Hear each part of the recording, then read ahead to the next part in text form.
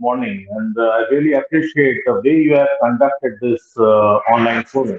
I believe that I'm not that a wonderful speaker, and I'm immensely thankful to Dr. Arjuman Reddy, who actually thought me as of a speaker and has invited me over to this platform where I got to share the dialogue with such esteemed guests from all across the world.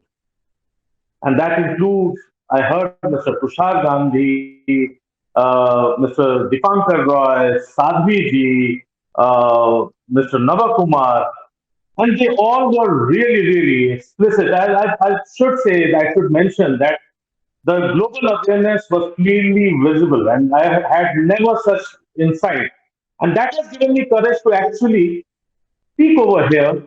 And you give my just to recollect a bit of the point that Tusharji actually was very critical about the human, I mean, that the addiction of ritualism that we have.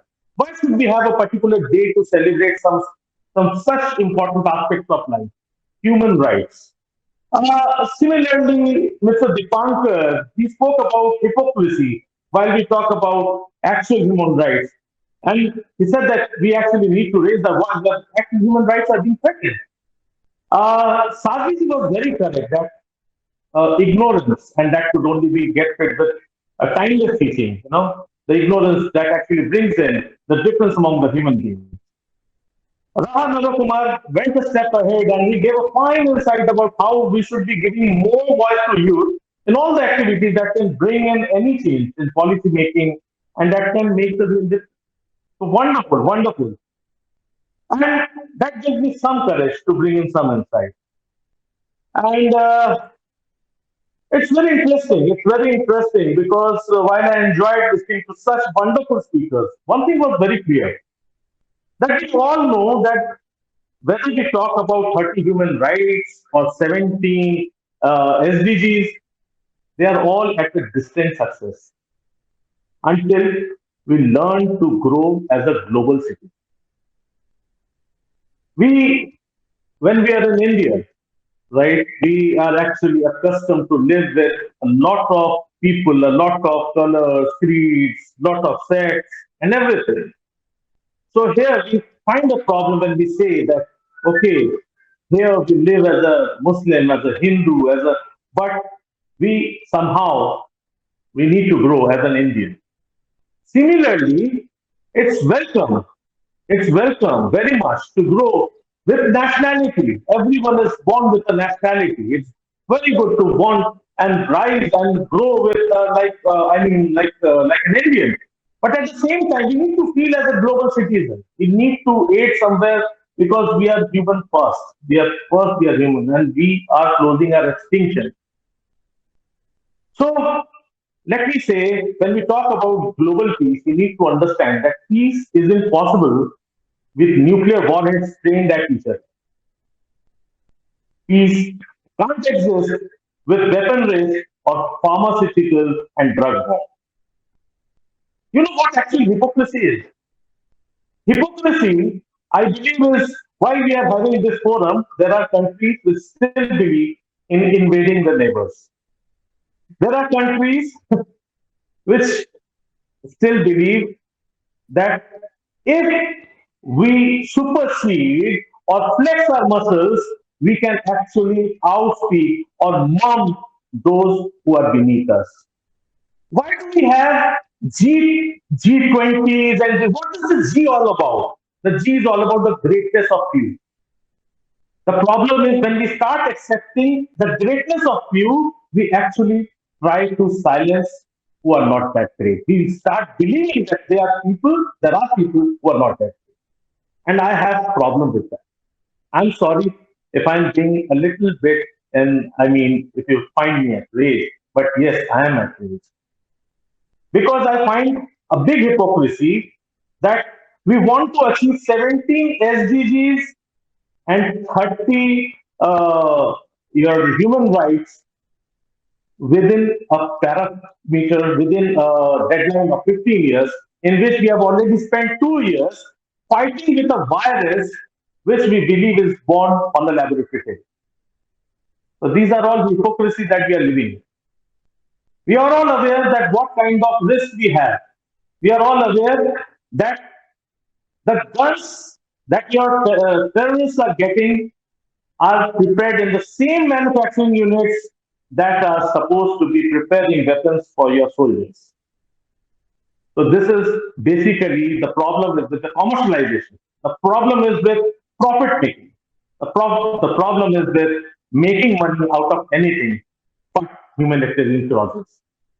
And this is where I find the biggest problem. The 30 human right points or your 17 SDGs are not at all possible until unless we receive each other as a global brother, a global brotherhood. And let me add to it, even these all what we actually want to achieve out of such forums, it's quite unachievable if our voice is not being heard at a larger platform with the global leaders actually listening to us that what their citizen actually want. No, we don't want supremacy of our country. We want to rise and grow as a global human being first. Let us consider that when we say that racism should not occur, then stop talking about the greatness about few countries. Having nuclear warhead doesn't make you great. Being a nuclear power doesn't make you great. Rather, being being resourceful towards humanity, having interest towards development as a wholesome, as a global being, that is much more important. I have actually spoken to Dr. Azuman Zedi in one of my interviews last time. I think Dr. Zedi will recollect that. It was fantastic when Dr. Zedi actually said that, that when we go abroad and when we, see that UN Federation, we find it that, all countries are about themselves. They're talking about how they are more reflective. But we are actually not talking about the global agenda. Somehow it gets neglected. We do express it. We do express it at some forums. We do express it while we are actually talking to each other across the table, but we forget while we are practicing it. None of the countries are actually working on carbon footprint. No, we are not. It is a distinct success. I mean, achieving any of the 17 SDGs or 30 human rights till we actually understand that no, the person, the living in a neighbor country has also a right to live as peaceful as you want it. We need to understand that the COVID has fought COVID better if we could have come up together as a team, as a global team. But we didn't. We all fought with us. Somehow the research work couldn't be shared. Somehow I feel that the WHO's role could have been more prominent. And I'm sorry if I'm being over vocal about it. Because the problem is that we know we have certain knowledge, but we have quit asking questions to the power. Why that is a national politics or an international one. But let us first start asking questions to the power. Let us start asking questions with questioning our own selves that what we actually want. Do we want to live as India with no other countries sharing a border, or is it much more better to live in an India with peaceful borders at all times? So I know there is the time schedule is very tight, and I don't want actually Ariba to ring that bell, which didn't sign. So these are the few insights, and I know I'm not that good a speaker, and I'm looking forward to lot more speakers, which I think I'll be getting much more knowledge from them, and further I could share it with others as well. So thank you so much, everyone. Thank you so much, Ma'am Devi. It was wonderful, and thank you so much for including me in this session. Thank you for considering me as a person who could actually value a session as well. Thank you so much.